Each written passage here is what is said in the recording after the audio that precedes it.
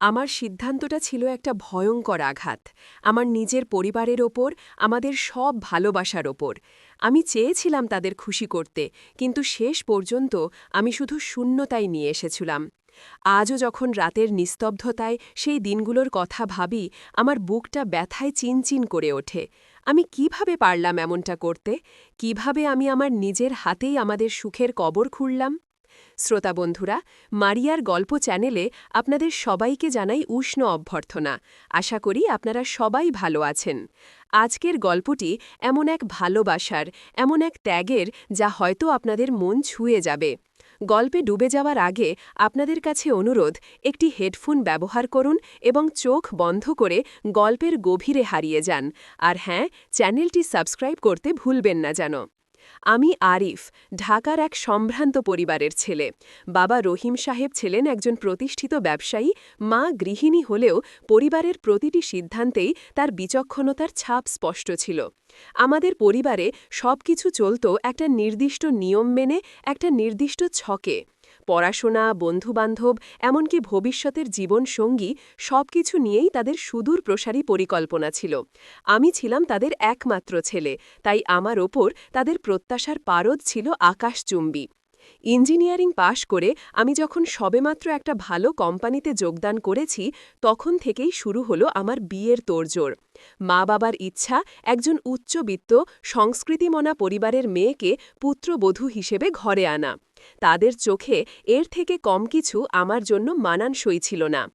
জীবনের এই ছকে বাঁধা পথে আমি যে একদিন এমন এক ঝড়ো হাওয়ার মুখোমুখি হব, তা আমি নিজেও ভাবিনি। সেই ঝড় এসেছিল চট্টগ্রাম থেকে, সাদিয়ার রূপে। সে বছর আমার কোম্পানি আমাকে চট্টগ্রামের একটি প্রজেক্টের দায়িত্ব দিয়েছিল। প্রায় ৩ মাসের জন্য আমাকে সেখানে থাকতে হবে। প্রথম দিকে ঢাকার কোলাহল ছেড়ে চট্টগ্রামে যাওয়াটা আমার কাছে একটু বিরক্তিকর মনে হয়েছিল। কিন্তু কে জানত, এই চট্টগ্রামই আমার জীবনের মোড় ঘুরিয়ে দেবে।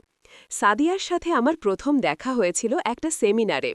আমি আমার কোম্পানির পক্ষ থেকে একটি টেকনিক্যাল প্রেজেন্টেশন দিচ্ছিলাম। সেমিনারে উপস্থিত ছিল চট্টগ্রামের বিভিন্ন বিশ্ববিদ্যালয়ের শিক্ষার্থীরা। সাদিয়া ছিল তাদেরই একজন। সাধারণ শাড়ি পরা, কপালের ছোট্ট টিপ আর চোখ জোড়া যেন তার সব কথা বলে দিচ্ছিল। প্রেজেন্টেশন শেষে প্রশ্নোত্তর পর্বে যখন সে উঠে দাঁড়ালো, তার আত্মবিশ্বাস আর স্পষ্টভাষিতা আমাকে মুগ্ধ করেছিল। তার প্রশ্নগুলো ছিল তীক্ষ্ণ, বুদ্ধিমত্তার পরিচয়বাহী। আমি সেদিনই জানতাম, এই মেয়েটা অন্যদের থেকে আলাদা। সেদিন সেমিনারের পর কফি শপে আমাদের আবার দেখা হলো।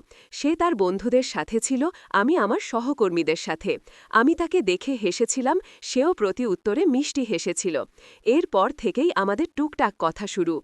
প্রথমে টেকনিক্যাল বিষয় নিয়ে, তারপর ধীরে ধীরে ব্যক্তিগত আলাপচারিতায়। সাদিয়া ছিল চট্টগ্রাম বিশ্ববিদ্যালয়ের ফাইনাল ইয়ারের ছাত্রী। তার পরিবার ছিল মধ্যবিত্ত, বাবা স্কুল শিক্ষক। সাদিয়া স্বপ্ন দেখত নিজের পায়ে দাঁড়ানোর, নিজের মেধা দিয়ে কিছু করার। তার চোখে ছিল এক অদম্য জেদ, এক অসম্ভব স্বপ্ন। চট্টগ্রামের পুরনো রাস্তাঘাট, সি বিচ, ফয়েজ লেক, পতেঙ্গার সূর্যাস্ত সবকিছুই যেন আমাদের ভালোবাসার সাক্ষী হয়ে উঠেছিল।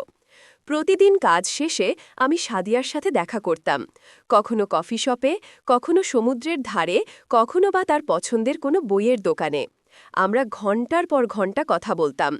সে আমাকে শোনাত তার স্বপ্নগুলো, তার পরিবারের সংগ্রামের গল্প। আমি তাকে শোনাতাম আমার ঢাকার জীবনের কথা, আমার পরিবারের কঠোর অনুশাসনের কথা। সে আমার স্বপ্নগুলোকে আরও ডানা মেলতে সাহায্য করত, আর আমি তার জেদ আর পরিশ্রম দেখে নতুন করে বাঁচতে শিখছিলাম। সাদিয়া ছিল আমার জীবনের সেই রং, যা আমার সাদা-কালো অস্তিত্বে প্রাণ ফিরিয়ে এনেছিল। তার সাথে কাটানো প্রতিটা মুহূর্ত ছিল আমার কাছে অমূল্য। তার হাসি, তার রাগ, তার অভিমান সবকিছুই আমার কাছে পৃথিবীর সবচেয়ে সুন্দর জিনিস মনে হতো। আমি তাকে আমার সব কথা বলতে পারতাম নির্দ্বিধায়। সে আমাকে বুঝত, আমার ভেতরের অস্থিরতাকে শান্ত করতে পারত। আমাদের ভালোবাসা ছিল গভীর, নির্বল আর অসম্ভব শক্তিশালী। ১ মাস যেতে না যেতেই আমি বুঝতে পারছিলাম, আমি সাদিয়াকে ছাড়া বাঁচতে পারব না। সাদিয়াও আমার প্রতি একই রকম অনুভূতি পোষণ করত। একদিন পতেঙ্গা বিচের ঢালে বসে সূর্যাস্তের সময় আমি তাকে বলেছিলাম, সাদিয়া, আমি তোমাকে ভালোবাসি, আমি তোমাকে আমার জীবনে চাই। সে আমার হাত ধরেছিল, তার চোখ ভরা ছিল জল আর এক রাস স্বপ্ন। আমিও তোমাকে ভালোবাসি আরিফ, অনেক ভালোবাসি। তার কণ্ঠস্বর ছিল কাঁপানো, কিন্তু তার চোখে ছিল অদম্য বিশ্বাস। কিন্তু আমার মনে একটা ভয় সব সময় কাজ করত। আমার পরিবার কি সাদিয়াকে মেনে নেবে? আমাদের পরিবারের সামাজিক অবস্থান আর তাদের রক্ষণশীল মানসিকতা, এসব ভেবে আমি প্রায়ই অস্থির হয়ে উঠতাম। সাদিয়া আমাকে সাহস দিত, ভালোবাসা যদি খাঁটি হয় তবে সব বাধা টপকে যাওয়া যায় আরিফ, তুমি শুধু আমার হাতটা ছেড়ে দিও না। আমি তাকে প্রতিশ্রুতি দিয়েছিলাম, আমি তোমাকে কখনো ছাড়ব না সাদিয়া, তুমি আমার জীবন। ৩ মাস দেখতে দেখতে শেষ হয়ে গেল, আমার ঢাকার ফেরার সময় হল। বিদায়বেলায় সাদিয়ার চোখ ছিল ছলছল। ফিরবে তো? সে প্রশ্ন করেছিল। অবশ্যই ফিরব, আমি তাকে জড়িয়ে ধরে বলেছিলাম, খুব তাড়াতাড়ি ফিরব, তোমাকে আমার পরিবারে নিয়ে যাওয়ার জন্য। ঢাকা ফিরে আসার পর প্রথম কয়েকটা দিন আমার কাছে নরকের মতো মনে হয়েছিল। সাদিয়াকে ছাড়া আমার জীবনটা যেন অর্থহীন হয়ে পড়েছিল। আমরা প্রতিদিন ফোনে কথা বলতাম, ভিডিও কলে একে অপরের মুখ দেখতাম, কিন্তু তাতেও আমার মন ভরত না। আমি সাদিয়াকে আমার পরিবারের কাছে পরিচয় করিয়ে দিতে চাইছিলাম, কিন্তু কিভাবে শুরু করব তা বুঝতে পারছিলাম না। এদিকে আমার মা-বাবা আমার বিয়ের জন্য আরও তৎপর হয়ে উঠলেন। প্রতিদিন সন্ধ্যায় তাদের সামনে থাকত উচ্চবিত্ত পরিবারের সুন্দরী মেয়েদের ছবি।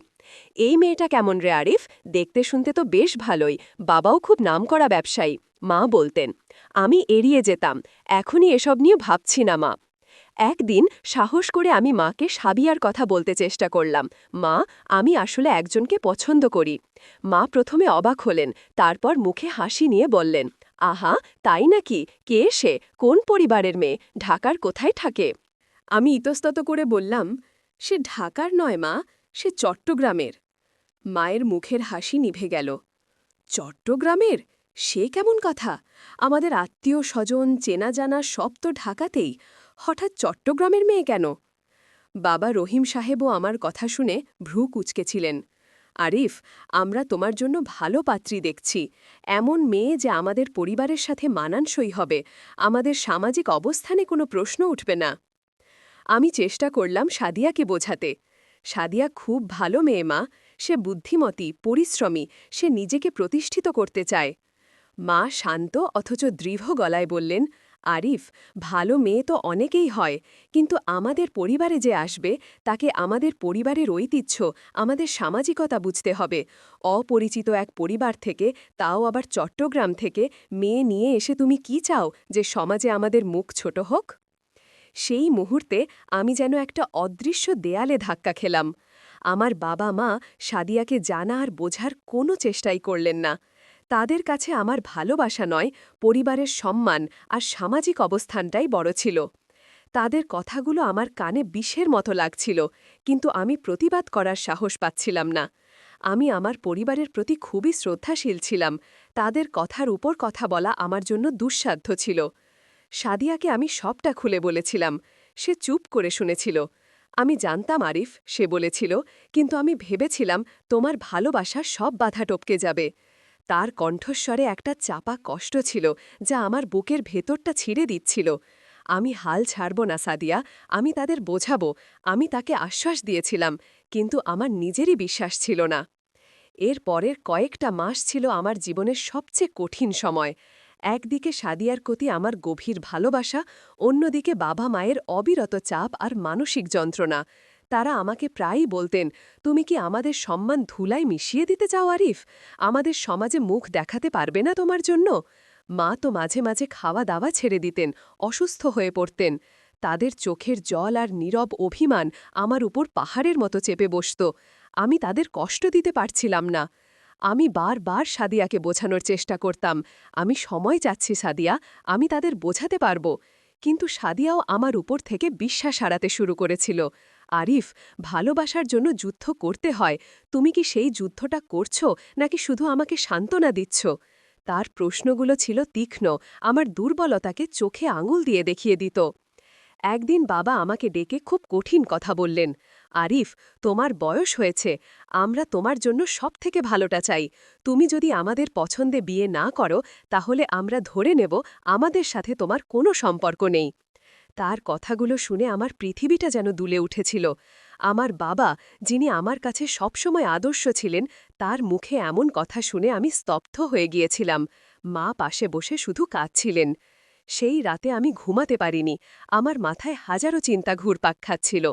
আমার পরিবার, আমার জন্মদাতা মা-বাবা, তাদের স্বপ্ন, আর অন্যদিকে সাদিয়া, আমার ভালোবাসা, আমার স্বপ্ন।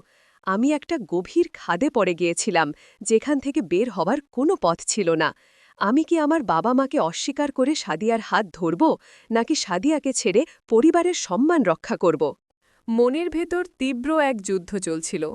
আমি বাবা-মায়ের চোখে কষ্ট দেখতে পারছিলাম না। তাদের অসুস্থতা, তাদের অভিমান আমার ভেতরটাকে কুড়ে কুড়ে খাচ্ছিল। আমি তাদের একমাত্র সন্তান, তাদের সব আশা ভরসা।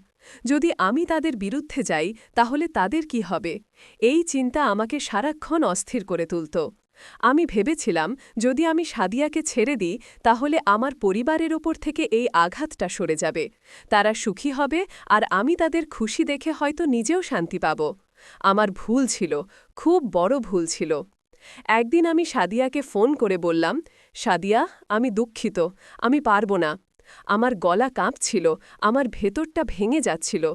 সাদিয়া প্রথমে চুপ করেছিল, তারপর তার কণ্ঠস্বর যেন হিমশীতল পাথরের মতো শোনাচ্ছিল। কি পারবে না আরিফ? আমি কোনো উত্তর দিতে পারছিলাম না। তুমি কি বলতে চাইছ যে তুমি আমাকে ছেড়ে দিচ্ছ? আমি শুধু একটা দীর্ঘশ্বাস ফেলতে পারলাম। আমার পরিবার, তারা কিছুতেই মানতে রাজি নয়। আমি তাদের কষ্ট দিতে পারব না। সাদিয়ার কণ্ঠস্বর এবার কেঁপে উঠল। তাহলে আমার ভালোবাসার কি হবে আরিফ? আমাদের স্বপ্নের কি হবে? তুমি কি এটাই চেয়েছিলে, আমাকে একা করে দিতে? তার কান্নার শব্দ আমার কানে এসে বাজছিল। আমার মনে হচ্ছিল আমার হাত থেকে পৃথিবীটা পিছলে যাচ্ছে। আমি দুঃখিত সাদিয়া, আমাকে ক্ষমা করে দিও। আমি ফোনটা রেখে দিয়েছিলাম। সেই মুহূর্তে আমার মনে হয়েছিল আমি যেন আমার নিজের জীবন থেকে কিছু একটা চিরতরে ছিঁড়ে ফেললাম। সেই দিন আমি শুধু সাদিয়াকেই আঘাত করিনি, আমি আমার নিজের আত্মাকেও আঘাত করেছিলাম। আমার এই সিদ্ধান্ত আমার পরিবারের কাছে হয়তো স্বস্তির নিঃশ্বাস নিয়ে এসেছিল। তারা তাড়াতাড়ি আমার জন্য মেয়ে দেখা শুরু করলেন। রিনা নামের এক মেয়ের সাথে আমার বিয়ে ঠিক হল। রিনা ছিল অত্যন্ত সুন্দরী, উচ্চশিক্ষিতা এবং সমাজের উচ্চবিত্ত এক পরিবারের মেয়ে, ঠিক যেমনটা আমার মা-বাবা চেয়েছিলেন। তাদের মুখে হাসি ফিরে এসেছিল। তারা ভাবছিলেন তাদের ছেলে সঠিক পথে ফিরে এসেছে। বিয়ের দিনটা ছিল আমার জীবনের সবচেয়ে বিষাদময় দিন। চারপাশে উৎসবের আয়োজন, আনন্দ, হাসি ঠাট্টা, কিন্তু আমার মন শ্মশানের মতো নিস্তব্ধ। আমি রিনার দিকে তাকাতে পারছিলাম না। তার সাথে আমার কোনো অনুভূতি ছিল না, কোনো ভালোবাসা ছিল না। আমি শুধু যন্ত্রের মতো সব কাজ করছিলাম। আমার মনে হচ্ছিল আমি একটা জীবন্ত লাশ। বিয়ের পর আমার জীবনটা একটা ছকে বাঁধা রুটিনে পরিণত হল। আমি সকালে অফিসে যেতাম, সন্ধ্যায় বাড়ি ফিরতাম। রিনা ছিল একজন ভালো স্ত্রী, সে তার সব কর্তব্য পালন করত। আমাদের সম্পর্ক ছিল সম্মানজনক, কিন্তু সেখানে ভালোবাসার কোনো উষ্ণতা ছিল না। আমার ভেতরটা সব সময় সাদিয়ার জন্য হাহাকার করত। প্রতিটা মুহূর্তে আমি তাকে মিস করতাম। তার হাসি, তার কথা, তার উপস্থিতি, সব কিছুই আমার কাছে এক অমূল্য স্মৃতি হয়ে রয়ে গিয়েছিল। আমার মা-বাবা আমার এই নতুন জীবন দেখে খুশি হয়েছিলেন। তারা ভাবতেন তাদের ছেলে এখন সুখে আছে। কিন্তু তারা জানতেন না আমি কতটা একা ছিলাম। আমার সুখ ছিল একটা মুখোশ, একটা অভিনয়। আমি তাদের সামনে হাসতাম, কথা বলতাম, কিন্তু আমার ভেতরের ক্ষতটা প্রতিদিন আরও গভীর হচ্ছিল। কয়েক বছর পর আমার একটা ছেলে হল। ওর নাম দিলাম রিফাত। রিফাত আমার জীবনে কিছুটা আলো নিয়ে এসেছিল। তার নিষ্পাপ হাসি দেখে মাঝে মাঝে আমার মনে হতো হয়তো আমি ভুল করিনি, হয়তো আমার পরিবারকে খুশি করাটাই আমার কর্তব্য ছিল। কিন্তু যখনই আমি একা হতাম, সাদিয়ার স্মৃতি আমাকে তাড়া করত। আমি যখন রিফাতকে নিয়ে পার্কে যেতাম, অন্য বাবা মায়েদের হাসি খুশি মুখ দেখতাম, তখন আমার মনে হতো আমার জীবন থেকে যেন কিছু একটা হারিয়ে গেছে, যা আমি আর কখনো ফিরে পাব না। আমার জীবন চলতে লাগলো এই শূন্যতা আর অনুশোচনা নিয়েই। আমি জানতাম না সাদিয়া কোথায় আছে, কেমন আছে। আমি তার সাথে কোনো যোগাযোগ রাখিনি, কারণ আমার মনে হয়েছিল আমার আর তার জীবনে ফিরে যাওয়ার কোনো অধিকার নেই। একদিন সোশ্যাল মিডিয়া ঘাঁটতে ঘাঁটতে হঠাৎ আমার চোখে পড়ল একটি ছবি। সাদিয়া, সে একটা আন্তর্জাতিক সেমিনারে বক্তব্য রাখছে। তার পাশে লেখা ডক্টর সাদিয়া রহমান, একজন সফল বিজ্ঞানী। তার চোখে সেই একই জেদ, সেই একই আত্মবিশ্বাস, কিন্তু এবার তার চেহারায় কষ্টের কোনো ছাপ ছিল না, ছিল এক সফলতার দীপ্তি। আমি অবাক হয়ে তাকিয়েছিলাম। সাদিয়া তার স্বপ্ন পূরণ করেছে, সে নিজেকে প্রতিষ্ঠিত করেছে। আমার বুকটা ব্যথায় মোচড় দিয়ে উঠল। আমি যাকে একসময় ছেড়ে দিয়েছিলাম, যাকে আমার পরিবার সামাজিকতার মানদণ্ডে কম মনে করেছিল, সে আজ আমার থেকেও অনেক বেশি সফল, অনেক বেশি উজ্জ্বল। সেদিন আমি বুঝতে পারলাম আমি কত বড় ভুল করেছি। আমি ভেবেছিলাম সাদিয়াকে ছেড়ে দিলে আমার পরিবারের সম্মান রক্ষা হবে, তারা সুখী হবে। কিন্তু আমি কি তাদের সত্যিকারের সুখী করতে পেরেছিলাম? আমি তো শুধু আমার নিজের ভেতরে একটা শূন্যতা তৈরি করেছিলাম, যা আমার পরিবারের ওপর এক নীরব আঘাত এনেছিল। তারা হয়তো জানত না তাদের ছেলে ভেতরের এই শূন্যতা নিয়ে প্রতিদিন বাঁচছে। তারা জানত না তাদের পছন্দের ভালো মেয়ে ঘরে এনে তারা তাদের ছেলের সত্যিকারের সুখটা কেড়ে নিয়েছে। আমি যখন সুখী নই, তখন আমার পরিবারকে সত্যিই সুখী হতে পারে? আমার এই নীরব কষ্ট, আমার এই ভালোবাসাহীন জীবন, এটা কি আমার পরিবারের জন্য একটা আঘাত ছিল না? আমি তাদের খুশি করতে গিয়ে আমার নিজের আত্মাকে মেরে ফেলেছিলাম, আর তার ফলস্বরূপ আমার পরিবারের ঘরে একটা বিষাদের ছায়া নেমে এসেছিল। হয়তো তারা সেটা বুঝতে পারত না, কিন্তু আমি অনুভব করতাম। আমার বাবা মা চেয়েছিলেন আমি যেন সমাজের চোখে উঁচু মাথা করে বাঁচতে পারি, কিন্তু আমি তো আমার নিজের চোখেও নিজেকে ছোট করে ফেলেছিলাম। আমি আমার ভালোবাসার মানুষকে অসম্মান করেছিলাম, নিজের প্রতিজ্ঞা ভঙ্গ করেছিলাম। এই অনুশোচনা আমাকে প্রতিদিন দগ্ধ করত। আমার জীবনটা এখন অনেকটা নদীর মতো, যে নদী তার গতিপথ পরিবর্তন করে এক ভিন্ন সাগরে মিশেছে, কিন্তু তার মূল স্রোতধারাটা আগের পথেই রয়ে গেছে, এক অব্যক্ত যন্ত্রণার স্মৃতি বয়ে নিয়ে। আমি আমার ছেলেকে নিয়ে স্বপ্ন দেখি, তাকে বলি সাহস করে বাঁচতে, নিজের স্বপ্ন পূরণ করতে। কিন্তু আমার ভেতরের একটা অংশ সবসময় আমার ভুল সিদ্ধান্তের জন্য অনুতপ্ত থাকে। আমি জানি আমি আমার পরিবারকে কোনো আঘাত দিতে চাইনি, কিন্তু আমার সেই ভালো সিদ্ধান্তই তাদের জীবনে এক নীরব বিষাদ বয়ে এনেছিল, যা আমি ছাড়া আর কেউ হয়তো অনুভব করতে পারে না।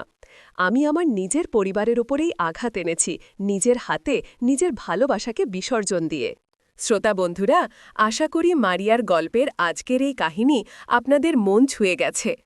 ভালোবাসার এই জটিল পথে আমরা প্রায়ই এমন সব সিদ্ধান্ত নিয়ে থাকি যার ফল আমাদেরকে সারা জীবন বয়ে বেড়াতে হয়। আপনার জীবনেও কি এমন কোনো অভিজ্ঞতা আছে যা আপনি আমাদের সাথে শেয়ার করতে চান? কমেন্ট বক্সে লিখে জানান। গল্পটি ভালো লাগলে লাইক করুন, শেয়ার করুন আপনার বন্ধুদের সাথে। আর এমন আরও হৃদয়স্পর্শী গল্প শুনতে মারিয়ার গল্প চ্যানেলটি সাবস্ক্রাইব করে আমাদের পাশেই থাকুন। দেখা হবে পরের গল্পে। ততদিন ভালো থাকুন, সুস্থ থাকুন।